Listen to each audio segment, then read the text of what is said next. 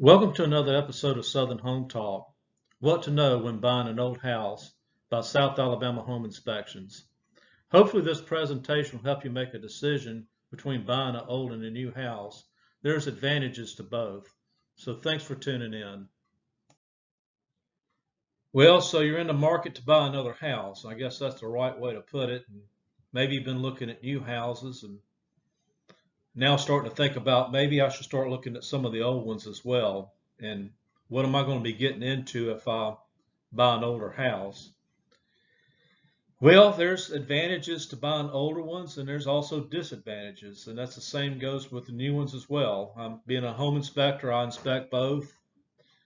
I live in a house built in the middle 60s, and so I kind of have a lot of firsthand knowledge of what it's like to own and maintain an old house. But I will say this, back in the mid 60s when they started building these houses here on the Eastern Shore, that was pretty much the suburban boom at the time when people started moving out of the cities and over here. They built a lot of these ranch style houses like you're seeing in this picture here. And this one's a little bit less than 2,000 square feet with a hip roof. And one good thing about this house is it has a lot of old growth lumber in it. Even the roof up above is 1x4 tongue and groove. It's some very thick roofing material. The rafters and all the joists are all old growth pine, some of it heart pine. And so this is definitely far stronger lumber than anything you would see in some of these newer houses. But not only that, these were stick built. They didn't have, I don't even think they had nail guns back then. So you had really craftsmen that took a lot of pride in their work when they built these houses. But the downside of it is sometimes you have older plumbing, older wiring that hasn't been changed. And so when you look at some of these listings online for older houses about how much it's been renovated over the years, usually most of that's cosmetic. And unfortunately, they didn't address the major issues they probably should have with the wiring and plumbing and so forth. Another thing about buying an older house is usually they're going to be in older neighborhoods, and older neighborhoods generally don't have HOAs, and so there's the fear with some people that the neighbor next door may paint his house pink with purple polka dots. But if you go and Google or go to YouTube and type in HOA horror stories, you'll be entertained for hours on end of all the problems that come along with them. But they're on the counter to that. The good thing about newer neighborhoods is usually you have the amenities of swimming pools and all kinds of entertainment venues and sidewalks. So it all depends on, I guess, your lifestyle and how you're used to living. But on the flip side, back to the older house, generally these were built on bigger lots with more space between your neighbors. And so there's a lot to be said for having an older house. And I can tell you this, that being a home inspector, inspecting both old and new houses, that generally more than half of these older houses in some ways are better than the new ones. And so, but I am going to go through in the slide presentation and point out some of the things you probably should look out for, when buying a house, especially an older one. And I'm also going to do a slide presentation on new houses, because it kind of all boils down to the individual when it comes to buying houses, whether or not you want to buy an old or a new house. Well, one thing you'll have to be mindful of when you're out looking at older houses is that, usually it has a lot of the old plumbing, if not all the old plumbing left behind. But that's not always a bad thing. If you look in this picture here, this house was built in 1960. And so it has cast iron drain pipe. It also has copper drain pipe coming in it. And right here is going to be the original copper supply lines. But this really isn't that bad a deal. I was putting in cast iron plumbing in the 80s for certain customers. And if you go and Google cast iron drain pipe, it says it has about a service life of around 100 years. And I kind of think it probably has a longer service life than that, because the plumbing in this house here is still good. I mean, there's really nothing that wrong with it.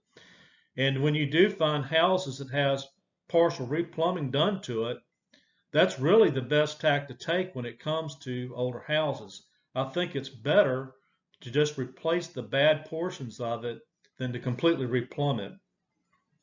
And I know that doesn't make a whole lot of sense, because when you think of new plumbing, new is better. Well, the problem with the new is that there has been defective PEX that's come out over the years.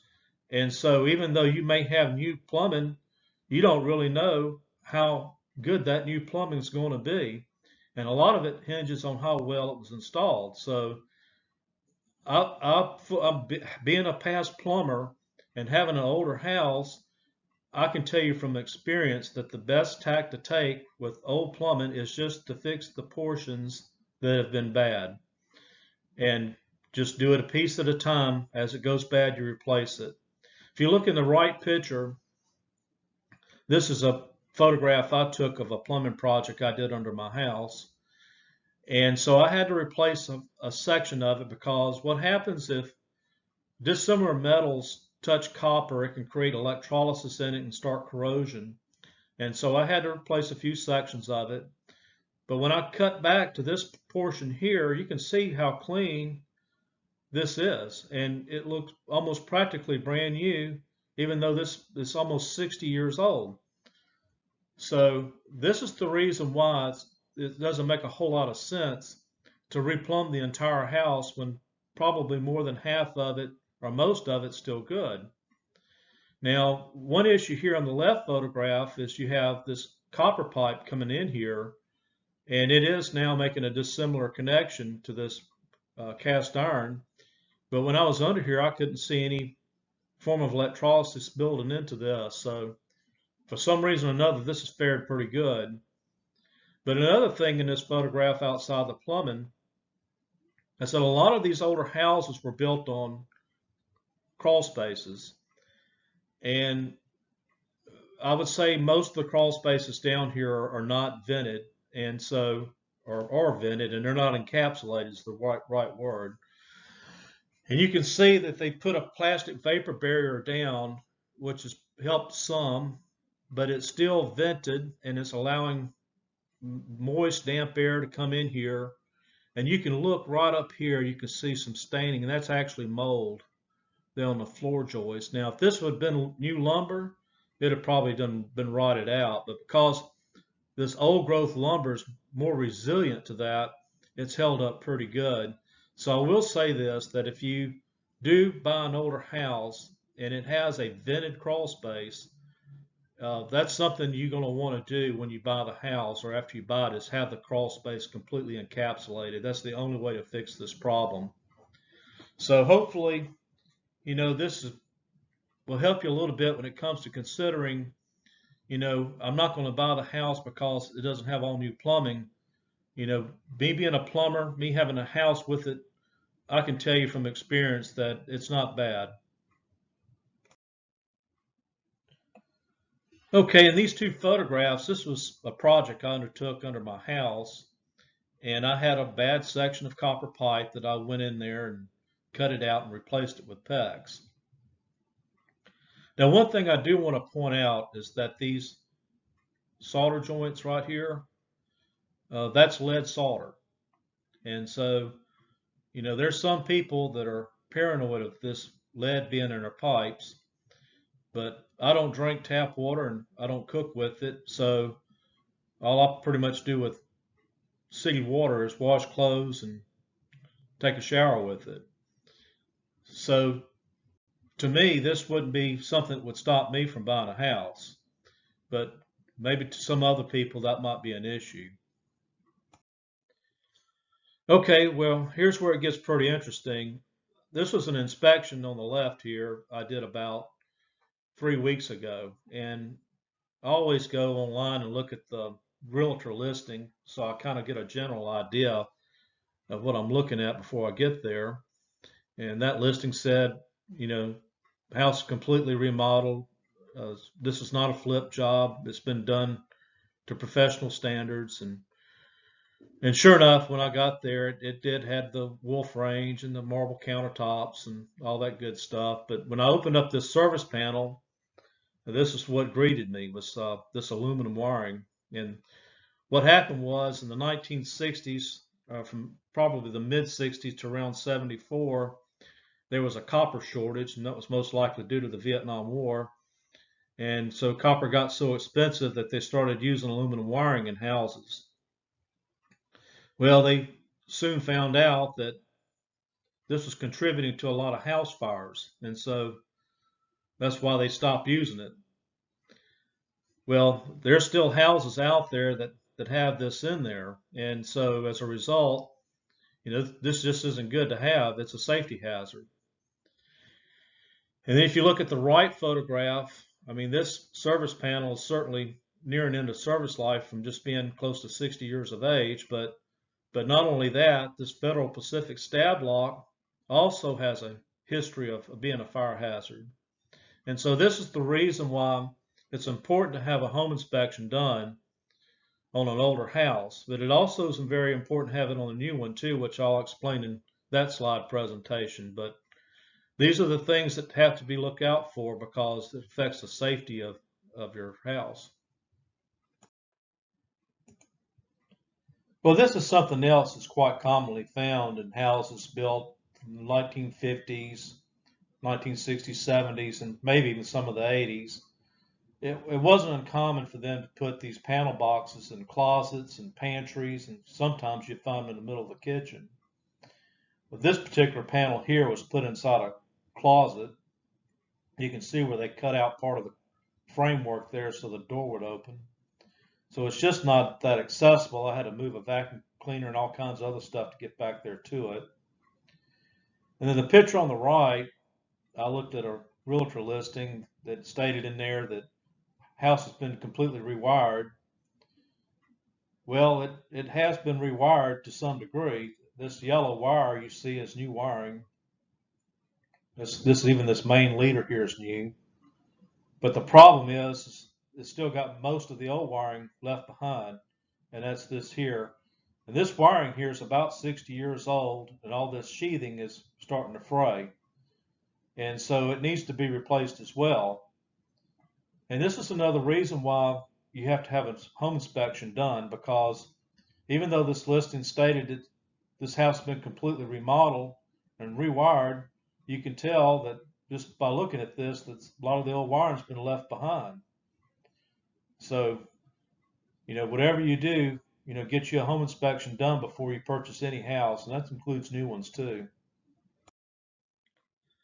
Well, this is another thing that you'll have to be mindful of when you start looking at older houses. Most of the old houses, especially built in the 1950s all the way up to, say, the mid 80s, and even past then, they didn't have city service or city sewer running in all the neighborhoods, and so a vast majority of these houses are on septic tank systems. And what you're looking at in this photograph is new field lines being installed. And for the ones that like home improvement projects, this is the Infiltrator septic tank or septic field line system, which is a very good system, and I'm glad I waited till this system came out before I redid my field lines. But I will say this, that just because it has a septic tank doesn't mean that that's bad, because there's some advantages to being on a septic tank system. One is you don't have a sewer bill every month, which could be $30, $40, $50, $60. And it really doesn't cost that much to have your field lines replaced. I think I paid around $1,800 to have all this done. Well, it can cost over $2,000 to connect a city sewer. That's just the connection. And it will last, theoretically 50, 60 years with this new system. Not only that, the soil here is pretty sandy too. That's something that they'll do whenever you install field lines. Even if you have to replace them, as the county will have to come out and do a perk test on the soil. But that's one thing you're going to want to ask the sellers, that when was the last time the septic tank was serviced, and when was the last time the field lines were replaced? Because you could get into this new house, and the very week you move in, you might be on the phone with a septic tank company to come out to either pump the tank or replace the field lines. Okay, here's something else that I didn't even realize until I had to do this. When I replaced the windows on my house, I discovered that the windows that were there are not standard size like they are today. So what I had to do was, when I pulled the old windows out, is I had to frame in so the newer windows would fit. That wasn't too big of a problem, but when I started doing the doors on the inside, well, none of the doors were standard size either. In fact, none of them were. And so I had to trim all these doors along the tops and all along the edges here so they would fit. And I had to do that to every door. And that was a very time consuming project to get through. So if you're looking at a house right now that has the old beat up Luan doors and you're thinking about replacing them, well, if they're standard size, they won't be too big a problem to do. But if they're not, like in my case, then you're probably going to have to go out and buy a table saw, and you're going to be doing some trimming on doors to get them to all fit. Depending on how far you go back looking at older houses, there were some houses that were built with the windows that were really high up the wall. And this picture on the left, you can see that the window from the floor up is around 54 inches high, and this far exceeds the egressable standards for fire safety. And I remember back in the 1960s, there was a girl staying with her grandmother up the street from where I lived, and the house burned down, and they both died as a result of not being able to get out because of just this situation here. The windows were too high to egress, and not only that, but the windows were the old jalousie crank-out type, so even if they could reach the window sill, they wouldn't be able to get out for that reason.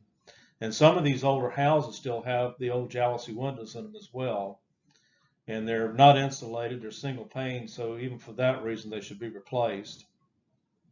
The photo on the right is actually the outside of the inside picture here to the left. So just know that if you're out shopping for older houses, that some of these houses do exist with this type of window system. Okay, this is where old houses outshine new ones. It's in the structure itself. What we're looking at is the roof decking inside the attic. This decking up here is 1x6 tongue and groove, and it's a full 1 inch thick. So when you had a 1x6 back in them days, it was 1 inch thick and 6 inches wide. And the rafters here, they're a full 2 inches thick versus 1.5 inches thick for what they would call a 2x4, 2x6, etc. Not only that, but the newer roofs, they're usually 7/16 OSB decking. That's that wafer board. And they're on a 24-inch span, which is what this is as well. But they'll only have maybe one ply clip. And after about 5 or 6 years, if you go driving down through some of these neighborhoods, you can see these valleys between each one of these spans. And that's where that plywood is sinking. And so there's no doubt in my mind that this is far better roof structure than what these new ones are, absolutely. And so this is going to be one of the advantages of having an older house. Okay, here we are back in the attic again, and what we're looking at in the left picture is the HVAC system placed up here in the attic, which was a very common practice to do back in the 60s and 70s, but they didn't do it in all houses. Sometimes, if you were lucky, they put this down on the ground level. And sometimes these are in the crawl space too, which can create a big problem there. So that's something else you got to watch out for. But one of the problems with putting the system up here, especially on these low pitch roofs, is there's not a lot of room to work on this unit. And as a result, the contractor's probably going to charge a little more because of the aggravation factor of having to work on this. You can see right here on the right, that's a dehumidifier that's been placed up here in the attic because of the high humid conditions. And most attics here in South Alabama are vented, so pretty much what that does is allow humid air to come in here most of the time. In Florida, pretty much the new practice there is to encapsulate the attic, and it's also a conditioned spot, much like the inside of the house, which is a practice I agree with. But on a side note, you may see in the listing, has new air conditioner put in 3 months ago. Well, the outside unit may be 3 months old, but this up here may be 20, 25 years old. So that's something you got to watch out for.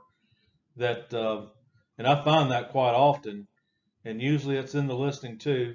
New air conditioner put in 2019, and sure enough, the outside unit's 2019, and this here is 1999.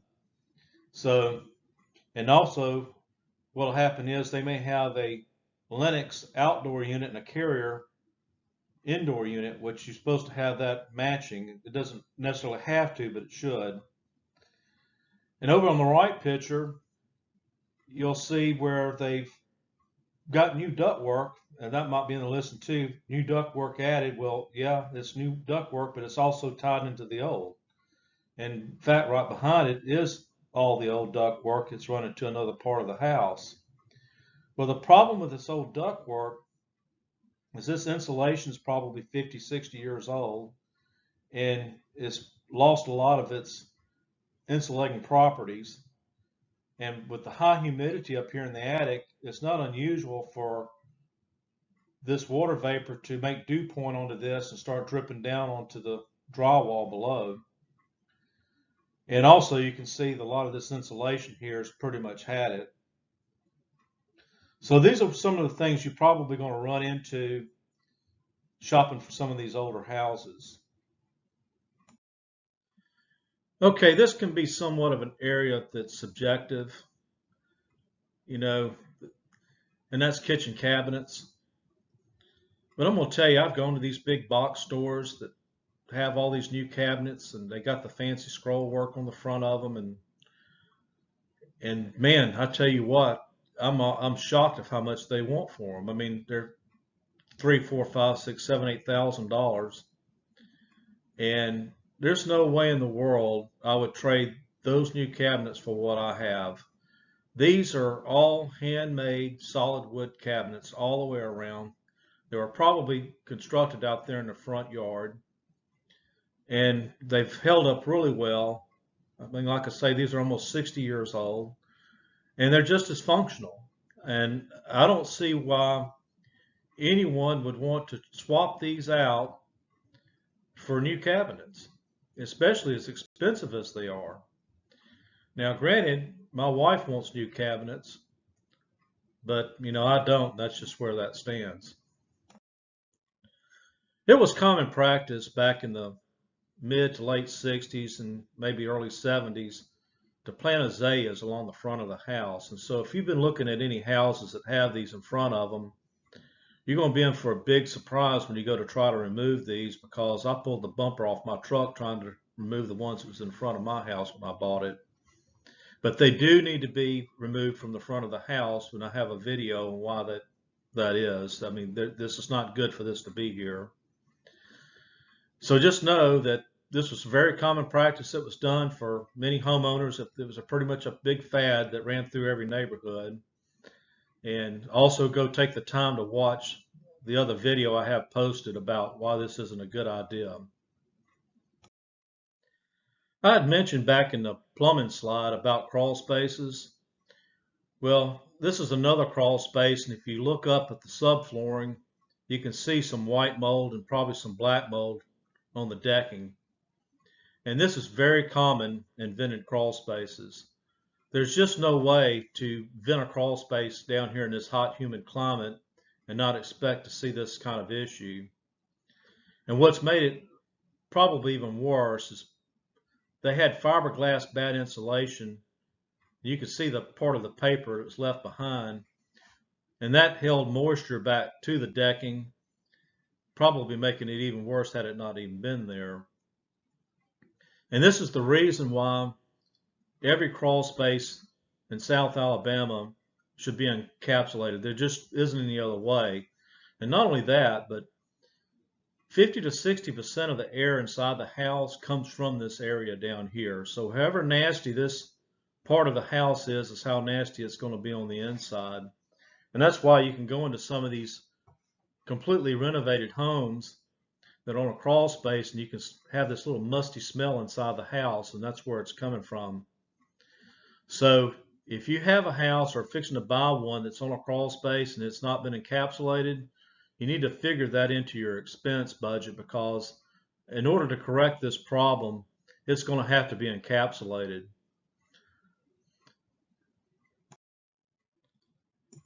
Okay, well, this is an example of an encapsulated crawl space, and what you're looking at is a thick vinyl floor that's been placed down here, runs up the wall structure and up the piers. And there's also a dehumidifier, and the dehumidifier needs to be down here as well in order to keep this area dry. Even though this has the flooring to help stop some of the ground moisture from rising up, it's still going to have a dehumidifier to assist that. But the good thing is about having it now encapsulated, it can now be used for storage. But more importantly, like I said before, about 50 to 60% of the air inside the house comes from this area. And so now look how clean this environment is for the living conditions up above. So just know that if you buy a house that has a crawl space that hasn't been encapsulated, you're going to probably need to figure that in as an expense that needs to be done. There are a few other hazards that you might have to consider when you start looking at older houses. And this photograph is a piece of asbestos tile. I haven't run into this too much, especially on the Eastern Shore, but this was used, I think, all the way up into the early 70s on some houses. It just isn't very prevalent in the part of the Eastern Shore where I live. But just know that it's out there and it's something that needs to be looked out for. And also they use lead paint from all the way up to like 1978. But neither the lead paint nor the asbestos would stop me from buying a house, because I think pretty much as long as you don't mess with these materials and don't start cutting and sanding on them, I believe they're pretty much harmless. I mean, it's just something that wouldn't stop me from buying the house if I like the home. But just know that it's out there, and I also believe that that has to be part of a disclosure too, especially for lead paint. So it all comes down to the individual. You know, if you're paranoid of asbestos and lead paint, then you probably should stick to houses that are newer than 1978.